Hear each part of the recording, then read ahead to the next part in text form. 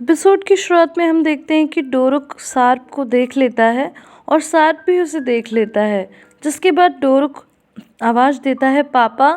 और ये सुनकर आरिफ एकदम चौंक जाता है और फिर पलट कर देखता है और उसकी निगाह भी सार्प पे पड़ती है। डोरुक फिर से पापा कहता है और सार्प भी उसे हेलो कहता है और तभी आरिफ उसे पकड़कर ले जाने लगता है हॉस्पिटल के अंदर। लेकिन डोरुक अभी भी पीछे मुड़ मुड़ कर सार्प को ही देख रहा था और बीच में आरिफ भी पीछे पलट कर देखता है। Hi guys, welcome to the Neha Sharma show.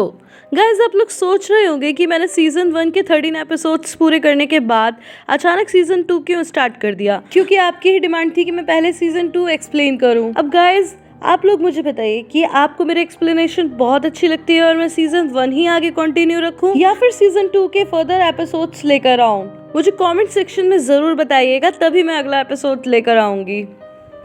Now coming back to the current episode. अंदर आने के बाद डोरुक कहता है कि आरिफ अंकल, मैंने पापा को देखा। लेकिन आरिफ कहता है कि नहीं बेटा, अंदर चलो, तुम्हारी मॉम तुम्हारा इंतजार कर रही हैं। वो तुम्हारे पापा नहीं है, उनसे मिलता जुलता कोई और आदमी है। डोरुक कहता है कि नहीं अंकल, मेरे पापा मुझे जानते नहीं हैं क्योंकि उन्होंने मुझे कभी नहीं देखा, लेकिन मैं अगर अपना नाम बुलाऊंगा तो वो पहचान जाएंगे। लेकिन आरिफ उसे फिर समझाता है और कहता है कि नहीं बेटा, वो सिर्फ तुम्हारे पापा से मिलते हैं, ऐसा होता है, पर वो तुम्हारे पापा नहीं है। चलो मैं तुम्हें हॉट चॉकलेट खिलाता हूँ, निशान को भी ले चलते हैं। लेकिन डोरुक कहता है मुझे नहीं खानी और वो सीधा गेट की तरफ भागने लगता है, पर उससे गेट नहीं खुलता। आरिफ कहते हैं कि बेटा चलो, तुम्हारी मॉम तुम्हारा इंतजार कर रही है, और फिर वो उसे गोदी में लेकर चला जाता है। अब नेक्स्ट सीन में हम देखते हैं सार्प रिसेप्शन पर आता है और जहां उसे जाले मिलती है और वो कहता है कि मैं उस आदमी के बारे में जानना चाहता हूं जो इंटेंसिव केयर में है। तो वो कहती है कि आप उसके रिलेटिव हो? तो कहता है नहीं, मैं तो नेबरहुड में रहता हूँ। और वो अपना नाम भी उमर बताता है। तो जाले कहती है कि फिर आप उससे नहीं मिल सकते, मैं आपको इतना ही बता सकती हूँ कि वो बिल्कुल ठीक है अब। फिर सार्प कहता है कि क्या मैं उनकी पत्नी और बेटी से मिल सकता हूँ? तो वो कहती है कि हाँ, वो इस कॉरिडोर के एंड में है। लेकिन तभी उसकी नज़र मुनीर पर पड़ती है और वो जाले की बात ध्यान से सुन नहीं पाता, इसीलिए दोबारा पूछता है। इसके बाद वो मुनीर के पास जाता है और कहता है कि तुम यहाँ पर क्या कर रहे हो? तो वो कहता है कि मैं वही कर रहा हूँ जो मैं हमेशा करता हूँ, मैं ऑर्डर फॉलो कर रहा हूँ मिस्टर स्वाद का। और ये बोलकर वो वहाँ से चला जाता है। नेक्स्ट सीन में सार्प को पेरिल का कॉल आता है और वो कहती है कि आल्प जल्दी आओ जल्दी आओ। तो सार्प कहता है कि काम डाउन, पहले बताओ क्या हुआ। तो वो कहती है कि कुछ बहुत बुरा हुआ है, तुम जल्दी आओ। वो कहता है तुम काम डाउन हो जाओ, लेकिन तभी उसके फादर आकर उसे चुप करा देते हैं। पेरिल कहती है कि मैं बात करूंगी उससे, मैंने मॉम को देखा है। वो कहता है नहीं, तुम कुछ नहीं कहोगी। और हम स्विमिंग पूल में कुछ तो फ्लोट होता हुआ देखते हैं। नेक्स्ट सीन में निशान कहती है कि मॉम, क्या मैं आरिफ अंकल और डोरुक के पास जाऊं? क्या पता वो दोनों गार्डन में खेल रहे हो। तो बाहर कहती है कि नहीं बेटा, तुम ऐसे अकेले नहीं जा सकती। तो तभी शीरिन कहती है कि बेटा, तुम्हारी माँ को आखिर क्या परवाह हो रही है, वो कॉफी शॉप में तो तुम्हें अक्सर अकेला छोड़ जाती है। बाहर कहती है कि आरिफ उनका ध्यान रखता है। मिसेस हतीजा निशान से कहती है कि जाओ बेटा, जाकर टोस्ट ले आओ। बाहर शीरिन से कहती है कि अगर कुछ बुरा हुआ तो मैं खुद को रोक नहीं पाऊंगी, इसीलिए मुझे मजबूर मत करो। मिसेस हतीजा कहती है कि बेटा शांत हो जाओ, यहाँ हॉस्पिटल में ऐसे एनवायरनमेंट क्रिएट मत करो, आखिर उसने ऐसा कुछ गलत भी तो नहीं कहा। तो बाहर कहती है उसने गलत नहीं कहा, उस कॉफी शॉप का क्या मतलब था। शीरीन कहती है कि तुम मुझे गलत समझ रही हो, मेरा वो हरगिज मतलब नहीं था। मिस्टर आरिफ कॉफी मेकर ही तो है, और कॉफी मेकर होना कोई शेमफुल काम थोड़ी है, पर मेरा मतलब ये था कि बच्चों को अनजान लोगों पर यकीन करना चाहिए या नहीं करना चाहिए। तो बाहर कहती है क्या मेरे बच्चों को तुम पर यकीन करना चाहिए फिर? जिस पर मिसेस हतीजा कहती है कि शीरीन अपने भांजे भांजी को लेकर चिंतित है क्योंकि हम लोग आरिफ को इतना जानते नहीं है ना। बाहर कहती है कि मुझे तो ये समझ में नहीं आ रहा कि आपने मुझे बचपन में ही छोड़ दिया था तो आपको अपने बच्चे की परवाह नहीं थी, अब आपको अचानक अपने ग्रैंड चिल्ड्रन की परवाह होने लग गई। तभी वहाँ निशान आती है और कहती है कि अरे मेरा प्यारा डोरुक और आरिफ अंकल आ रहे हैं। आरिफ डोरुक से कहता है कि बेटा तुम अपनी मॉम को कुछ मत बताना कि तुमने अपने पापा जैसे एक आदमी को देखा है, वरना वो परेशान हो जाएंगी।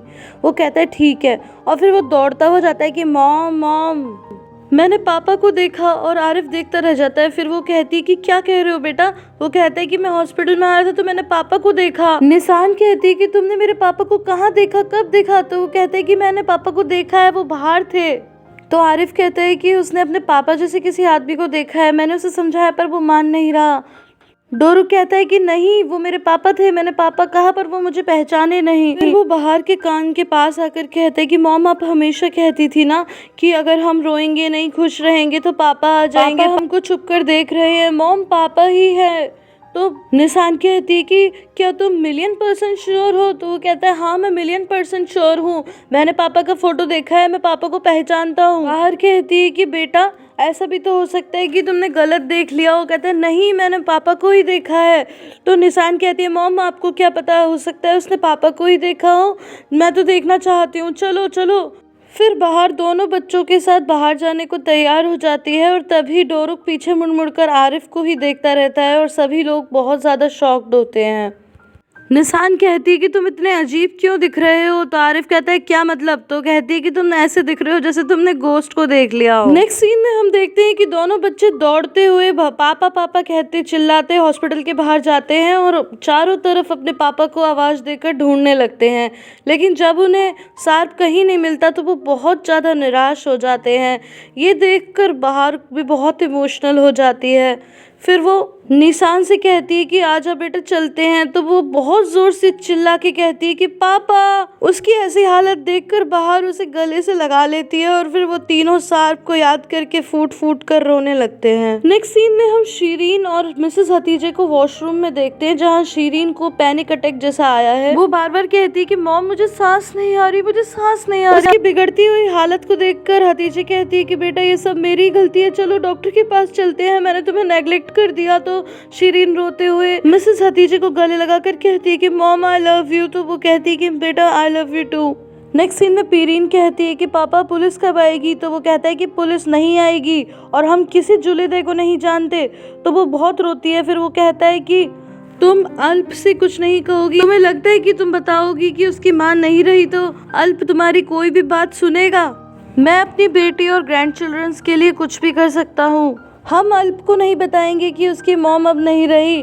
तो वो कहती है कि नहीं आप ऐसा नहीं कर सकते, वो थोड़ी देर में घर आ रहा है, मैं क्या करूँगी? तो वो कहता है कि मैं सब संभाल लूँगा, तुम चिंता मत करो।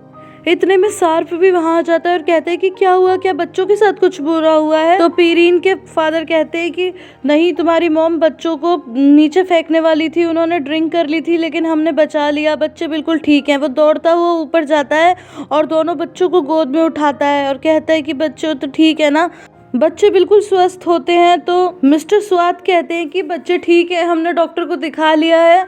और दूसरी तरफ पीरीन का बहुत बुरा हाल होता है। तो सार्प उसे गले लगाकर कहता है कि सब कुछ ठीक है, तुम रो मत, मैं हूं ना तुम्हारे पास। नेक्स्ट सीन में निशान बाहर से चुपट कर बैठी होती है और शीरीन उन दोनों को ध्यान से देखने लग जाती है। तभी वहाँ पर जाले आती है। वो कहती है कि आंटी अब अंकल बिल्कुल ठीक हैं और आप लोग उनसे मिल सकते हैं। उन्हें रूम में शिफ्ट किया जा रहा है, हालांकि कुछ डॉक्टर अभी भी उनकी देखरेख करेंगे थोड़ा सा प्रिकॉशन के लिए, पर आप मिल सकती हैं। तो कहती है ठीक है मैं जाती हूँ, लेकिन जाले कहती है आप लोग एक एक करके मिल सकते हैं, लेकिन वो सबसे पहले मिस्टर आरिफ से मिलना चाहते हैं, शायद वो कुछ बताना चाहते हैं। तो वो कहती है ठीक है आरिफ तुम मिल लो।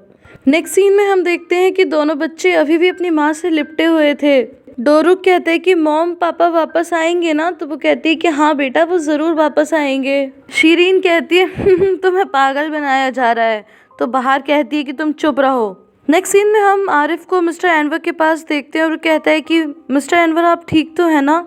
तो वो कहते हैं कि आरिफ मुझे किसी ने मारने की कोशिश की। और फिर हमें एक फ्लैशबैक दिखाया जाता है जहाँ पर मुनीर आकर के ये सब कर रहा था, लेकिन नर्स को देखकर वो चला गया। ये सब सुनकर आरिफ कहता है कि मुझे पता है वो कौन है, वो बाहर का हस्बैंड है, वो जिंदा है ना, मैंने उसे देखा था। तो मिस्टर एनवर कहते हैं कि नहीं नहीं वो नहीं था, क्या बाहर ने भी उसे देखा है? तो वो कहता है मुझे नहीं पता, पर मुझे नहीं लगता कि उसने देखा है। मिस्टर एनवर कहते हैं कि प्लीज बच्चों का और बाहर का ख्याल रखो और इसके बारे में किसी को मत बताना।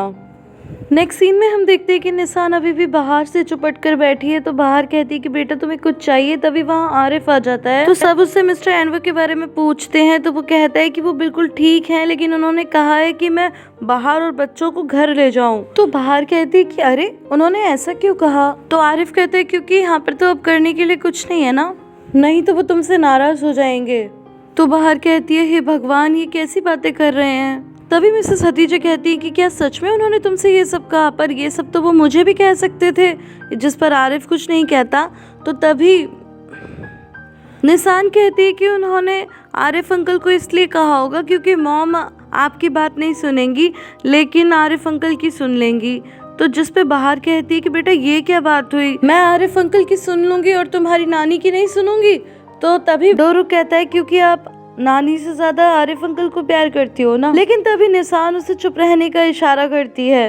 निशान बात संभालते हुए कहती है कि नहीं, कई बार आप दोनों की बहस हो जाती है ना, इसलिए मैंने कहा। बाहर कहती है ठीक है, अगर ये ऐसा कह रही है तो फिर हम लोग चलते हैं। तो तभी शीरीन कहती है कि हाँ तुम जाओ, तुम्हारा अब यहाँ कोई काम नहीं है, उनकी बेटी और पत्नी है यहाँ पर उनका ख्याल रखने के लिए। निशान कहती है कि मेरी मॉम भी अनवर नाना की बेटी है ना मॉम, आप भी तो उनकी बेटी हो। तो बाहर कहती है कि हाँ बेटा, मैं भी उनकी बेटी हूँ। रिश्ता बनाने के लिए किसी ब्लड रिलेशन की ज़रूरत नहीं होती, पर आपको पता होना चाहिए कि प्यार क्या होता है। और ये सब वो शीरीन की तरफ देखकर कहती है। तो शीरीन कहती है ऑफ कोर्स मुझे पता है प्यार क्या होता है। और फिर वो बाहर के पास आकर उसे गले से लगा लेती है और कहती है तुम्हें पता है मैं अब भी सार्प से प्यार करती हूँ। ये सुनकर बाहर उसे एकदम से दूर हटाती है। शीरीन तभी बहुत अजीब सी हंसी हंसते हुए कहती है तुम किसको प्यार करती हो। इसके बाद बाहर अपने दोनों बच्चों को लेकर के वहाँ से चली जाती है। अब हमें रात का सीन दिखाया जाता है जहाँ पर बाहर काम के लिए आती है येलिस और ज़ेदा के पास। लेकिन येलिस कहती है कि तुम यहाँ क्यों आई हो, तुम्हें आराम करना चाहिए, सारे दिन तुम बैठी हो। तो कहती है थोड़ा मुझे भी मदद करने दो, पर वो इससे साफ मना कर देती है।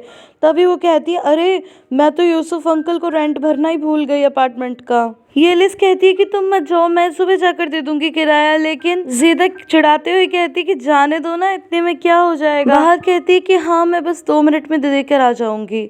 और फिर वो नीचे चली जाती है। तो येलिस कहती है कि बच्चे कब से पापा पापा कहकर रो रहे हैं, तुम्हारे अंदर थोड़ा सा दिमाग नहीं है, तुम ये बातें कर रही थी। और ये एपिसोड यहीं पे खत्म हो जाता है। गाइस आई होप आपको ये वीडियो पसंद आई होगी। अगर पसंद आई है तो इसे लाइक शेयर एंड कमेंट करना बिल्कुल भी ना भूलें। फिर मिलती हूँ अगली वीडियो में, तब तक के लिए bye bye and take care.